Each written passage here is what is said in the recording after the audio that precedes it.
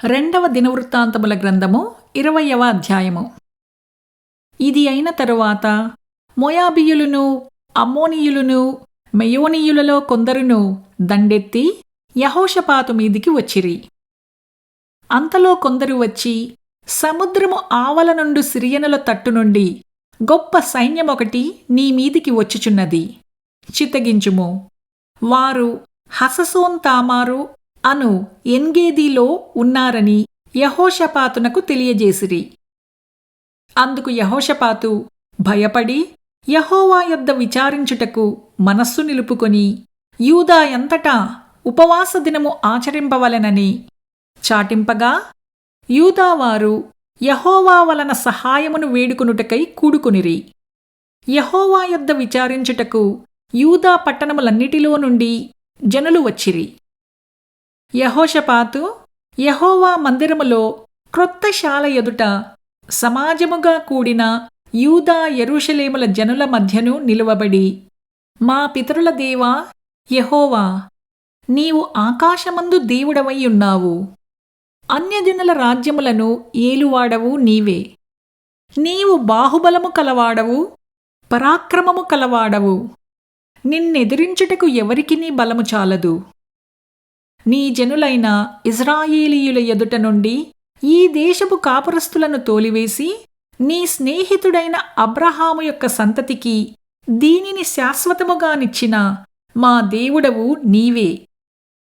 వారు అందులో నివాసము చేసి కీడైనను, యుద్ధమైనను, తీర్పైనను, తెగులైనను, కరువైనను మా మీదికి వచ్చినప్పుడు మేము ఈ మందిరము ఎదుటను నీ ఎదుటను నిలువబడి మా శ్రమలో నీకు మొరపెట్టిన ఎడల నీవు ఆలకించి మమ్మును రక్షించుదువని అనుకొని ఇచ్చట నీ నామఘనత కొరకు ఈ పరిశుద్ధ స్థలమును కట్టించిరి.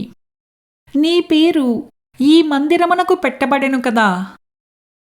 ఇశ్రాయేలీయులు ఐగుప్తులో నుండి వచ్చినప్పుడు నీవు వారిని అమ్మోనీయులతోనూ, మోయాబీయులతోనూ, సీయీరు మన్యవాసులతోనూ యుద్ధము చెయ్యనీయలేదు కనుక ఇశ్రాయేలీయులు వారిని నిర్మూలము చేయక వారి యొద్ద నుండి తొలగిపోయిరి. మేము స్వతంత్రించుకొనవలెనని నీవు మాకిచ్చిన నీ స్వాస్థ్యములో నుండి మమ్మును తోలివెయ్యుటకై వారు బయలుదేరి వచ్చి మాకెట్టి ప్రత్యుపకారము చేయుచున్నారో దృష్టించుము. మా దేవా, నీవు వారికి తీర్పు తీర్చవా? మా మీదికి వచ్చు ఈ గొప్ప సైన్యముతో యుద్ధము చేయుటకును మాకు శక్తి చాలదు, ఏమి చేయుటకును మాకు తోచదు. నీవే మాకు దిక్కు అని ప్రార్థన చేసెను. యూదా వారందరును తమ శిష్యులతోనూ, భార్యలతోనూ, పిల్లలతోనూ యెహోవా సన్నిధిని నిలువబడిరి. అప్పుడు మత్తన్యాకు పుట్టిన యెహీయేలు కుమారుడైన బెనాయాకు జననమైన జెకర్యా కుమారుడును, ఆసాపు సంతతివాడును, లేవీయుడును అగు యహజీయేలు సమాజములో ఉండెను. అతడు యెహోవా ఆత్మ అతని మీదికి రాగా అతడిలాగు ప్రకటించెను: యూదావారలారా, యెరూషలేము కాపురస్తులారా, యెహోషాపాతు రాజా, మీరందరును ఆలకించుడి. యెహోవా సెలవిచ్చునదేమనగా, ఈ గొప్ప సైన్యమునకు మీరు భయపడకుడి, జడియకుడి. ఈ యుద్ధము మీరు కాదు, దేవుడే జరిగించును. రేపు వారి మీదికి పోవుడి. వారు జీజు అను ఎక్కుడు మార్గమున వచ్చెదరు. మీరు యెరూవేలు అరణ్యము ముందరనున్న వాగు కొన దగ్గర వారిని కనుగొందురు. ఈ యుద్ధములో మీరు పోట్లాడవలసిన నిమిత్తము లేదు. యూదావారలారా, యెరూషలేము వారలారా, మీరు యుద్ధ పంక్తులు తీర్చి నిలువబడుడి. మీతో కూడానున్న యెహోవా దయచేయు రక్షణను మీరు చూచెదరు. భయపడకుడి, జడియకుడి. రేపు వారి మీదికి పోవుడి. యెహోవా మీతో కూడా ఉండును. అప్పుడు యెహోషాపాతు సాష్టాంగ నమస్కారము చేసెను. యూదావారును, యెరూషలేము కాపురస్తులును యెహోవా సన్నిధిని సాగిలపడి నమస్కరించిరి. కహతీయుల సంతతివారును, కోరహీయుల సంతతివారును అగు లేవీయులు నిలవబడి గొప్ప శబ్దముతో ఇశ్రాయేలీయుల దేవుడైన యెహోవాను స్తుతించిరి. అంతట వారు ఉదయముననే లేచి తెకోవా అరణ్యమునకు పోయిరి. వారు పోవుచుండగా యెహోషాపాతు నిలువబడి, యూదావారలారా, యెరూషలేము కాపురస్తులారా, నా మాట వినుడి. మీ దేవుడైన యెహోవాను నమ్ముకొనుడి. అప్పుడు మీరు స్థిరపరచబడుదురు. ఆయన ప్రవక్తలను నమ్ముకొనుడి. అప్పుడు మీరు కృతార్థులగుదురని చెప్పెను.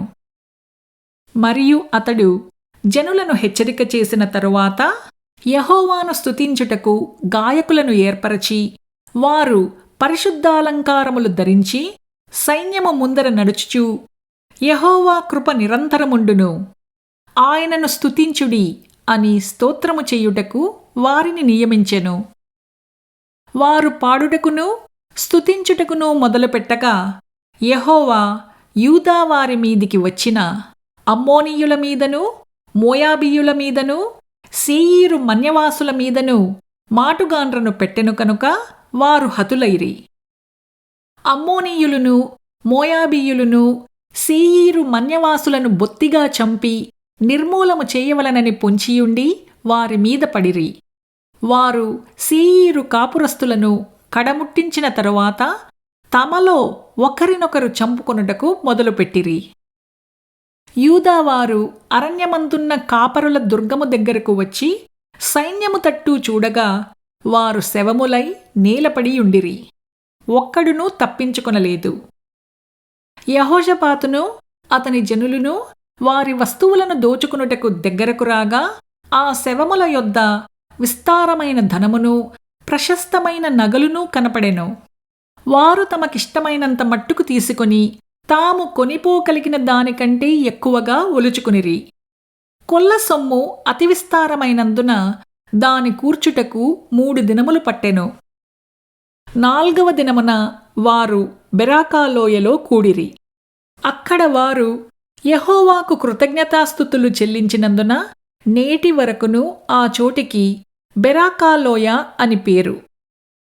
ఈలాగున యెహోవా వారి శత్రువుల మీద వారికి జయము అనుగ్రహించి వారిని సంతోషపరచెను.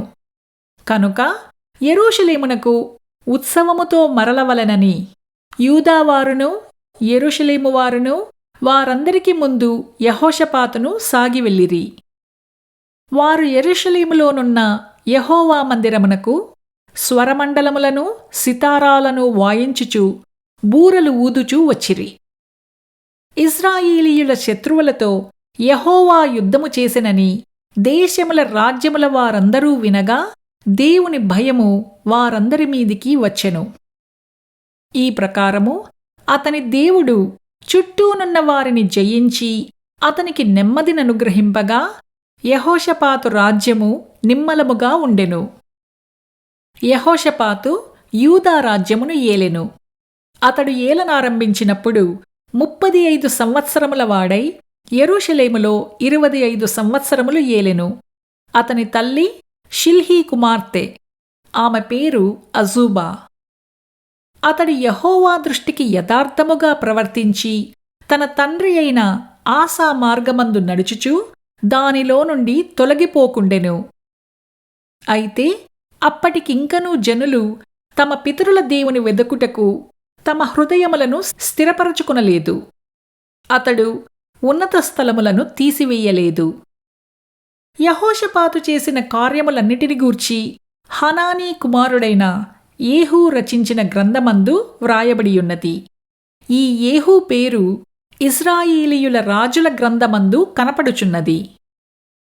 ఇది అయిన తరువాత యూదా రాజైన యెహోషాపాతు మిక్కిలి దుర్మార్గముగా ప్రవర్తించిన ఇశ్రాయేలు రాజైన అహజ్యాతో స్నేహము చేసెను.